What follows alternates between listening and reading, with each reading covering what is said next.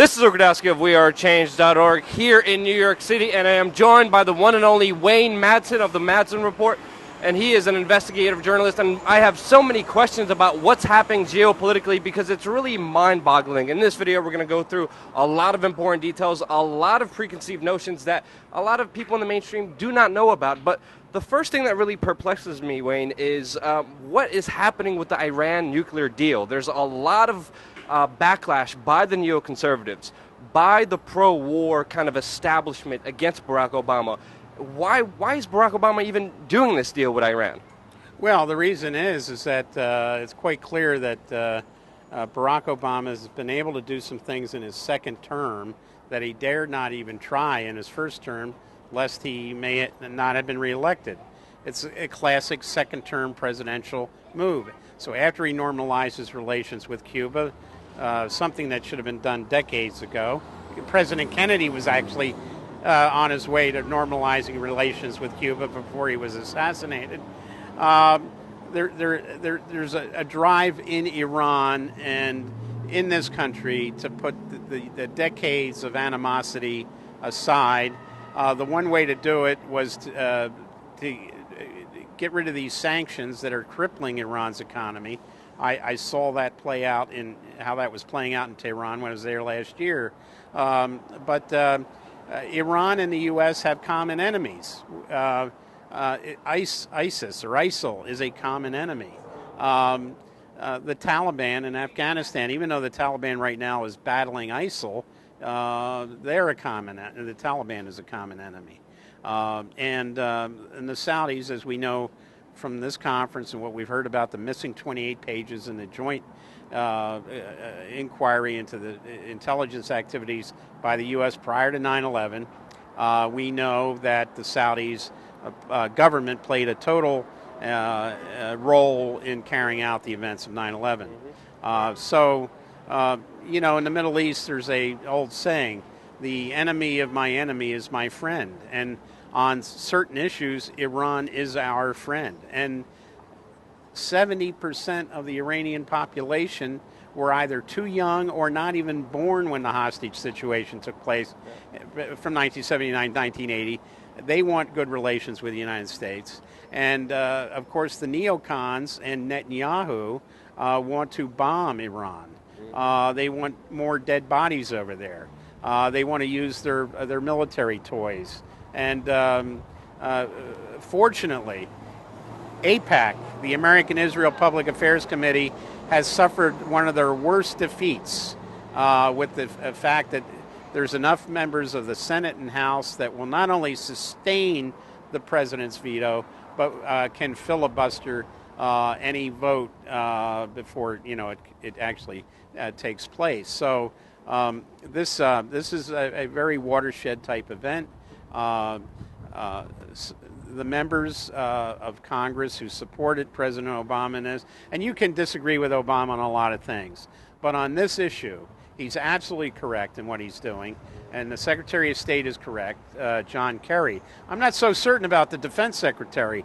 Ashton Carter doesn't seem very pleased about what happened, so maybe President Obama should find a new Defense Secretary, because Carter's predecessor, Hagel, was in full lockstep with the effort to come to a negotiated settlement with Iran. AIPAC has suffered a defeat, not only because they didn't get the votes, but several Jewish members of the House and Senate voted with the president and basically told AIPAC, we're not interested in supporting your agenda or Netanyahu's agenda. Yeah. Now, people like Tim Cotton from Arkansas, who went to Israel and met with Netanyahu to try to strategize opposition to President Obama, is in violation of the Logan Act of 1790, I believe it's 1799, might be 1798. But that was an act passed by Congress that prevents people not in the executive branch of the government prevents them from negotiating with foreign powers, and he did so. And I believe that Senator Cotton needs to be prosecuted under the Logan Act, and the Senate Ethics Committee should meet to determine whether he violated the law, and if so, he should be expelled from the Senate. And Arkansas should be ashamed of itself for ever voting for this individual who conspired with a foreign government leader against his own commander-in-chief. And Cotton would be he should be everybody's symbol of what's wrong with U.S. foreign policy. Get rid of Cotton, and the others will get the message. And I mean all the others, because even some Republicans who were considering supporting the president could not because of the direction of their leadership. I understand Senator Flake from Arizona was maybe going to support, but they got to him. Yeah. There's no Republicans that have supported the president on the Iran deal. What does Iran get out of this?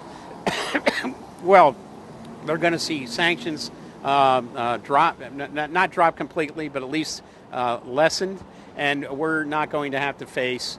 By the way, Iran has not been pursuing any nuclear weapons program since 2003, according to the CIA, and there's been no intelligence since then to indicate that the situation has changed. Netanyahu is a rank liar.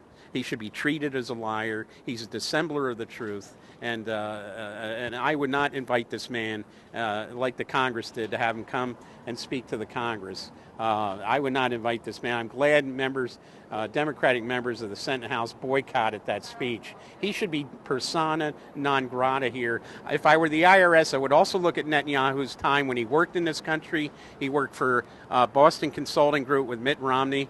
He lived in the Philadelphia suburbs. I would check his records to see if he's paid his taxes. I would audit him. I would audit all his investments in this country. I would punish this man. Yeah. Now, you were in Iran. You were talking to some of the top officials there as well. What is kind of their stake in the game? Because obviously, geopolitically, tensions between the U.S. and Iran are easing. Same with Cuba. But there's other geopolitical relations, especially when it comes to Syria, that it's not easing in any way, shape, or form.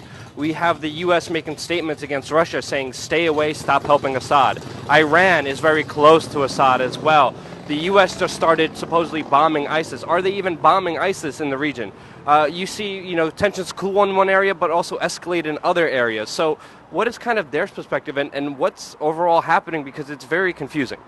Well, it remains to be seen whether we're actually attacking ISIL targets in Syria.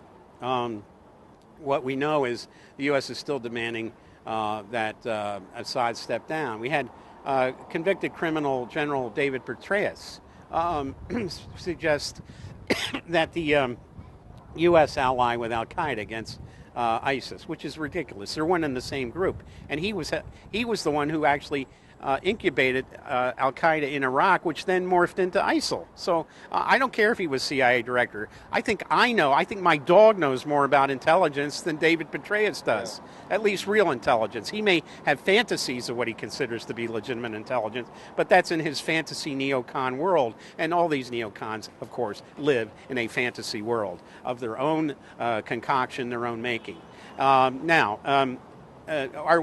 Look, the Soviet Union was in Syria since the early 70s. They had the Latakia naval base, and they had the base in Tartus. So it's not that they're all of a sudden showing up in Syria. They were there during Soviet times. Their presence never ended. It is their only port facility left in the Mediterranean.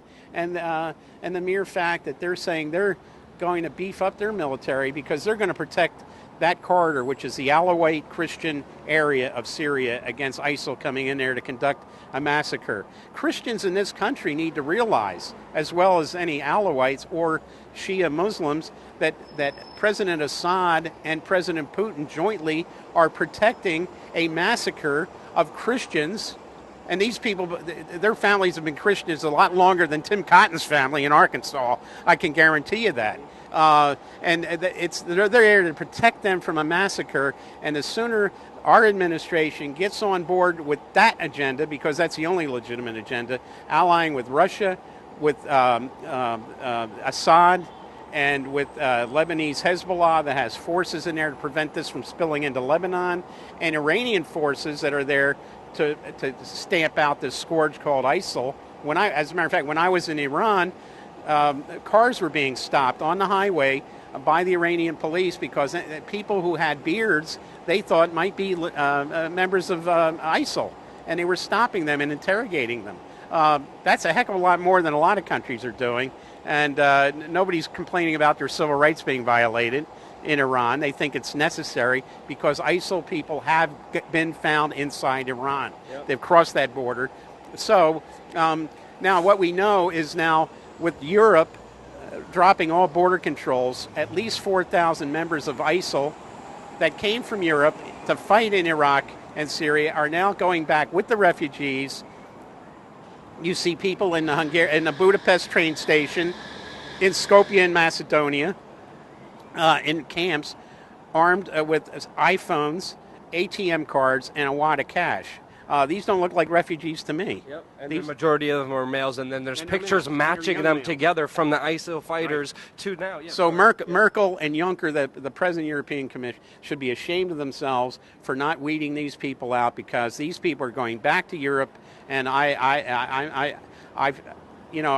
love Rick Steves' travels in Europe, but I have to tell him right now with what's going on, I would not go to Europe for a vacation or even business purposes because of these people being present. Europe is being set up for incidents like what have occurred here on 9/11. So, Europe should have learned in the past what happens with these cells that are then used in Gladio-type false flag attacks, the 7/7 London Transit bombings, the Charlie Hebdo killings, the killings in Toulouse by Franco-Algerian. These people are obviously going to come to Europe and going to stage similar acts in Germany and every other country. Sweden are going to Sweden. And rather than the EU, which is just an organization that should be done away with, it only is there to protect the elite bankers and the people that want to bleed Greece, Spain, and every other country for the last drop of money they have. They should be ashamed of themselves, the EU, for opening the borders and shaming various governments because they were trying to protect their national sovereignty and their security. The sooner people like Juncker goes away, and Merkel only wants these people in there because she's going to get cheap labor.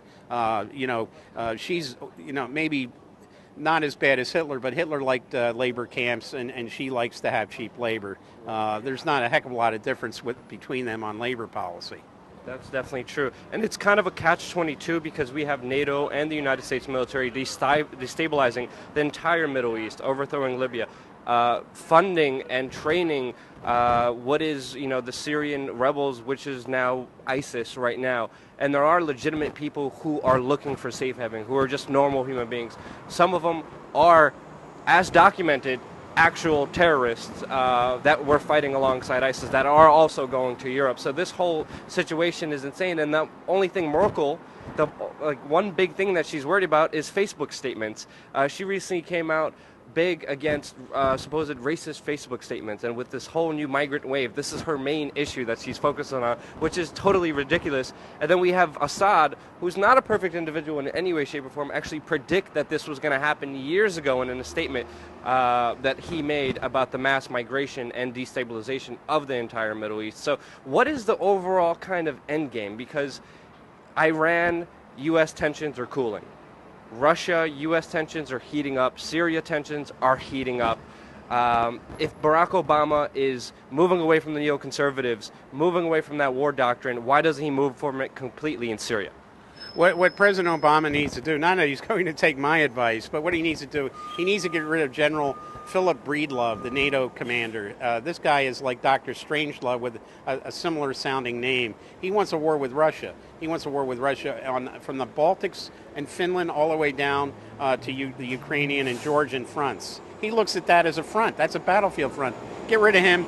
Get NATO to cooperate with Russia and with Assad to stamp out ISIL in Syria and Iraq. If Erdogan continues to support ISIL, and then he says, I'm attacking ISIL, when we know he's really attacking the Kurds in Iraq and in northern Iraq and in northeastern Syria, then it's time. Look, the U.S. is pretty good at overthrowing Turkish governments. We've done it in the past for all the wrong reasons. Well, maybe we want to overthrow one, in this case, for all the right reasons. So I would tell Erdogan, you either change or you're going to be out of power. and how would you like to see see us support the Greeks a little more with military aid? That'll definitely wake the Turks up. What we need to do is also start doing military agreements with Iran, because eventually we're going to have to go after the real perps behind ISIL and 9/11, and that's we have to get rid of the Saudi regime. I find it interesting that on the anniversary of 9/11, a crane, unfortunately, it killed 170 some people, crashed into the Grand Mosque in Mecca. The Saudis are claiming it was a windstorm. I'd like to check the weather reports, but the crane was owned and operated by the Bin Laden construction company. If the Saudis are really upset about that, I would let them know. You're going to see a lot more of that type going on in your country if we start to make you come to an account for all the support for these groups you've been conveying over several years. Yeah. So I would get tough with them. I would get tough with Qatar. I would get tough with Al Jazeera, which aided and abetted the overthrow of Gaddafi and Assad and these other Arab Spring movements. We need just a total change in our foreign policy. That leaves out one country that is absolutely involved in a lot of this chicanery, and that's Israel, and I would get tough with them. Cut off the military aid. Gerald Ford threatened to cut off the military aid to all aid to Israel over policy differences, mostly about the West Bank. And if Gerald Ford, who was an insider, a member of the Warren Commission, who basically went along with the big lie, if he could threaten Israel with that, certainly President Obama can do the same thing. Yeah, the situation is extremely perplexed. As we know, ISIS is trying to make its way to Mecca. That's one of their also stated goals. As we know, the Turks and the Kurds really hate each other. They're in constant conflicts right now. It's one of the reasons the Turkish government is opening up the borders, letting the ISIS terrorists into Syria, destabilizing that area. And it's just a whole big cluster mess that I think we're all in. I don't know if we're going to be ever successful in bringing it back, but I thank you for your insights and from your knowledge. Is there anything else that you want to say about this extremely complicated situation? Well, I just would urge people to not, again, the 24/7 news channels are just totally a psyop. They're not reporting anything of any value. And I would urge people to go to legitimate alternate sites, many of which aren't obviously on their cable box, but they might have to just get their news from legitimate internet sources. It's the only thing we have now that bypasses the corporate-controlled mega media, which is just not doing any kind of legitimate journalism. Yeah, because you don't hear any of this deep political analysis anywhere. If you want more of it, check out the Wayne Madsen report. The link's going to be in the description below. And, of course, WeAreChange.org. Don't forget to subscribe. We're going to have a lot more content coming your way. Wayne, thank you so much.